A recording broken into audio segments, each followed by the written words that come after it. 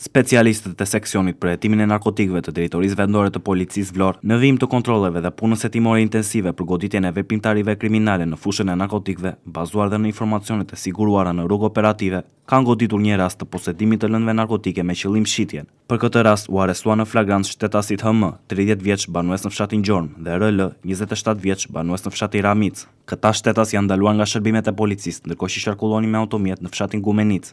Gjatë kontrollit në automjetin që drejtonte shtetasi HM, shërbimet e policisë gjetën rreth 800 gram lëndë dyshuar narkotike cannabis sativa, që dyshohet se e posedoni me qëllim shitje. Nga verifikimet rezultoi se shtetasi RL ishte shpallur në kërkim për vepra penale kanosja dhe mbajtja pa leje dhe prodhimi i armëve shpërthyese dhe municionit. Pasi dyshohet se më datë 16 mars 2026 ka kanosur me armë zjarri Kalashnikov shtetasi NAB. Materialet procedurale ju referuan prokuroris pranë gjykatës së shkallës së parë të jurisdiksionit të përgjithshëm Vlorë për vepër penale, prodhimi dhe shitja narkotikëve.